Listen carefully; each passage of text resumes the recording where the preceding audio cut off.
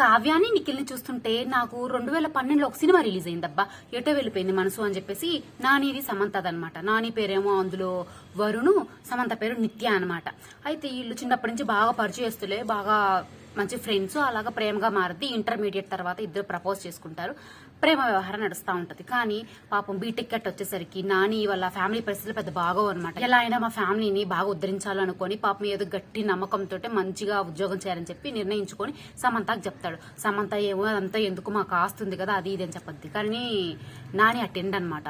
పాపం నేను వెళ్లాల్సిందే, సంపాదించుకొని మంచిగా వస్తానని చెప్పేసరికి సమంత అదే బ్రేకప్ చెప్పద్ది, అదే అన్ని చేసుకుని మొత్తానికి బ్రేకప్ అయితే చేస్తుంది.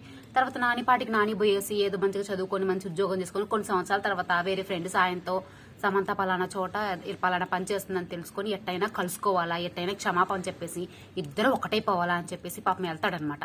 వెళ్ళి ఎన్ని ప్రయత్నాలు చేసినా ఎన్ని చేసినా కానీ ఎట్టకేలా ఒప్పుకోదు. ఇంకేం చేస్తాడు, ఇంట్లో వాళ్ళు పెళ్లి అని సంపుతుంటారు. ఈ లోపల వేరే అమ్మాయి మన నాని గారిని ఇష్టపడద్దు అనమాట. ఎట్టకేళ్ళగా పెళ్లి చేసుకోవాలని చెప్పేసి వెళ్తాడు. లాస్ట్ గా పెళ్లి రోజున సమంత వస్తుంది అనమాట. ఏం చేస్తే ఆ పెళ్లి పెటాకలు చేస్తే చివరికి వీళ్ళిద్దరు కలిసిపోతారు. అది వేరే విషయం. సినిమా కాబట్టి అట్లా కలిశారు. అదే అట్లాగే ఈ నిఖిల్ కావ్య విషయంలో కూడా జరుగుతుంది. ఏదో గొడవ జరిగింది, చిన్న చిన్న అబద్ధాలు వచ్చాయి, విడిపోయాం అనుకున్నారు. తర్వాత బిగ్ బాస్ నుంచి వచ్చాక ఎన్ని ప్రయత్నాలు చేశాడు నిఖిల్. క్షమించాలి కదా, అబ్బాయి క్షమించాలి. అసలు రెస్పాండ్ అవ్వట్లేదు కదండి. ఎందుకు ఇలా చెప్తున్నా అంటే ఏదో వాళ్ళిద్దరి మధ్య మిస్అండర్స్టాండింగ్ వచ్చింది, దూరం అయ్యారు. సరే మళ్ళీ బిగ్ బాస్ నుంచి వచ్చాక క్షమాపణ చెప్తూ కావ్య దగ్గరికి అయితే వెళ్ళాడు కదా, అప్పుడు ఏం చేయాలి? యాక్సెప్ట్ చేయాలా లేదా? అదేమన్నా అంటే నిఖిల్ కావ్యని ఎంతగా హర్ట్ చేసుంటే ఇంత కఠినంగా మారిపోయింది అని అంటున్నారు. ఎంత హర్ట్ చేశాడండి? ఎంత హర్ట్ చేస్తుంటాడు? ఎంత హర్ట్ చేసినా తన తప్పు తను తెలుసుకొని వచ్చినప్పుడు క్షమించే గుణం ఉండాలా లేదా? ఎవరు తప్పులు చేయట్లేదు, ప్రతి ఒక్కరు తప్పులు చేస్తున్నారు. తప్పులు చేసిన అందరూ వెలుసుకుంటా పోతుంటే ఎవరు కలిసి ఉంటారు? ఎవరు కలిసి ఉండరు. ఇకపోతే చాలా మంది అంటారు బిగ్ బాస్ లో నిఖిల్ యష్మిని ప్రేమించాడు అని. అసలు బిగ్ బాస్ లో నిఖిల్ యష్మిని ప్రేమించాడని నిఖిల్ చెప్పాడా? బిగ్ బాస్ లో యష్మిని ప్రేమించాడన్న సంగతి చెప్పాడా? అదే సుమన్ టీవీకి లైవ్ లో నిఖిల్ కావ్యకి ప్రపోజ్ చేశాడు. ఇది ప్రపంచం అంతా చూసింది. అయితే ఇదేందో నిఖిల్ యష్మిని లవ్ చేశాడంట. నిఖిల్ యష్మిని లవ్ చేయలేదు. యష్మి నిఖిల్ మీద కొంచెం క్రష్ ని ప్రేమ పెంచుకుంది. ఎందుకంటే చూడడానికి బాగుంటాడు, మాట మంచితనం అంతా ఉంది. సరే ఎవరికైనా ఇలాంటి అబ్బాయి కావాలనుకుంటాడు కాబట్టి ఆ అమ్మాయి అయితే ఇష్టపడింది, అది మాత్రం వాస్తవమే. సో నానా రకాలుగా ట్రై చేసిన ప్రతిసారి కూడా మన నిఖిల్ నిక్కచ్చిగా చెప్పుకుంటూ వచ్చాడు, నా మీద ఎలాంటి ఎక్స్పెక్టేషన్స్ పెట్టుకోమాకా అని. కానీ ఆ అమ్మాయి గారు ఏంటంటే అదేదో సినిమాలో ఒక డైలాగ్ ఉంటది కదా, ట్రై చేస్తూ ఉంటే ఒక అమ్మాయికి ఒక రోజుకి పడద్దు, ఒకళ్ళు ఒక నెలకు పడతారు, ఇంకొకరు సంవత్సరానికి పడతారు, కానీ ఖచ్చితంగా పడే తీరతారు అని ఆ కాన్సెప్టే ఫాలో అయ్యింది. అట్టాగే ట్రై చేస్తూ ఉండింది. కానీ రోజు బిగ్ బాస్ లోనే నిఖిల్ కుండ బద్దలు కొట్టినట్టు తన యొక్క లవ్ స్టోరీని, తన యొక్క లవ్ బ్రేకప్ మొత్తం గురించి చెప్పేసరికి మన యష్మి ఇంకేం చేస్తుంది?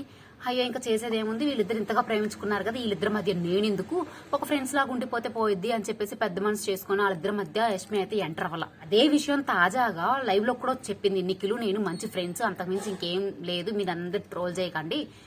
నిఖిల్ పర్సనల్ లైఫ్ నిఖిల్కి ఉంది, నా పర్సనల్ లైఫ్ నాకుంది, అంతేను, మేమిద్దరం జస్ట్ ఫ్రెండ్స్ అని చెప్పి క్లియర్ గా క్లారిటీ ఇచ్చేసింది. ఆల్రెడీ దీని మీద నిఖిల్ ఇన్స్టాగ్రామ్ లో కూడా పోస్ట్ పెట్టేస్తున్నాడు. సో వీళ్ళిద్దరు విడిపోవడానికి యష్మియే కారణం అయితే ఇంత బాగా క్లియర్ గా చెప్పేసింది కదా, మరి కలిసిపోవచ్చు కదా, ఎందుకు కలవట్లేదు?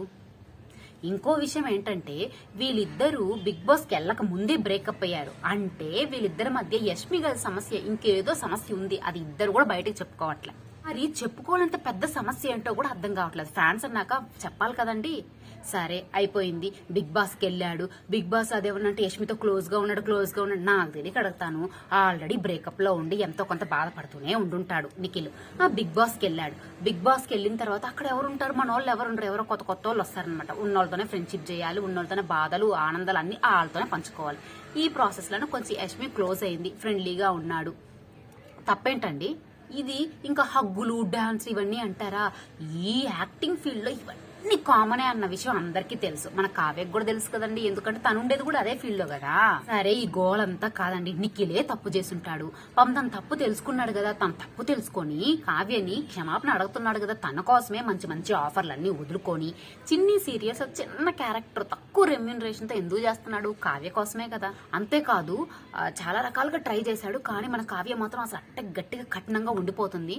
నాకు ఎట్ లాస్ట్ ఏమనిపిస్తుందంటే కావ్య గాని ఇంతే కఠినంగా అసలు ఏ మాత్రం రెస్పాండ్ లేకుండా ఉండిందంటే ఆమె కోపం కారణంగా ఎన్ని రోజులని వెయిట్ చేస్తాడు ఏ అబ్బాయి నచ్చి దీని జీవితం వదిలేసి ఇది కాబట్టి ఇంకోటి.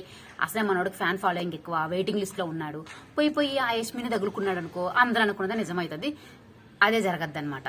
కానీ తోడు ప్రతి షోలో ఈ యష్మిని నిఖిల్ని తీసుకొచ్చేస్తున్నారు, మన కావ్య అయితే రావట్లేదు అనమాట. ఈ ఫ్రెండ్షిప్ ప్రాసెస్ ప్రేమగా మారినా కూడా మనందరం ఆశ్చర్యపోవాల్సిన అవసరం లేదు. చివరి ఆఖరికి నేను చెప్పొచ్చేది ఏంటంటే, తప్పులు అందరూ చేస్తారు, మనుషులే తప్పులు చేస్తారు, మనుషులే క్షమించాలన్నమాట. ఎంత పెద్ద తప్పులకి ఈ మధ్య బెట్టింగ్ యాప్లో కొన్ని బెట్టింగ్ యాప్లు ప్రమోట్ చేయడం వల్ల కొంతమంది వల్ల కొన్ని కుటుంబాలే ప్రాణాలు కోల్పోయాయి. ప్రాణం పోయినా కూడా వాళ్ళకేం పెద్ద శిక్ష ఎట్లేదు, జైలుకి పంపిస్తున్నారు, జరిమానా కట్టిస్తున్నారు. అంటే ప్రతి ఒక్క తప్పుకి క్షమాభిక్ష అనేది ఉంటది. మరి కాదే ఎందుకు క్షమించలేకపోతుందా నాకు అస్సలు అర్థం కావట్లేదు. ఎవరన్నా చెప్పే వాళ్ళు ఉంటే ఆమెకు చెప్తే బాగుండు. ఎందుకంటే ఇప్పుడు నిఖిల్ తన కోసం 100 మెట్టు మీద ఉన్నోడు ఎంతవరకు దిగి రాగలడండి? ఇది 1వ మెట్టు వరకు దిగి రాగలడు, అంతకంటే దిగి రాగలడా? ఎందుకంటే అంతకంటే ఇంకా దిగజారలేడు కదా. కానీ ఈ మాత్రం ఆడ నించో నేను ఒక మెట్టు కూడా కదలను అంటే ఎలా? ఆమె ఒక మెట్టు దిగొచ్చేసి తన క్షమాపణ యాక్సెప్ట్ చేస్తే ఇద్దరు కలిసి హ్యాపీగా ఉండొచ్చు, మనందరం కూడా చాలా హ్యాపీగా ఉంటాం నా ఉద్దేశం అనమాట. సో ఈ వీడియో చేయడం ఉద్దేశం కూడా అదే. ఈ వీడియో నచ్చినట్లయితే లైక్ చేయండి, షేర్ చేయండి. అలాగే ఇలాంటి మరిన్ని వీడియోస్ కోసం మా మామ్స్ ముచ్చట్లు ఛానల్ సబ్స్క్రైబ్ చేసుకుని పక్కన బెల్ ఐకాన్ అయితే క్లిక్ చేసేయండి. Thank you for watching.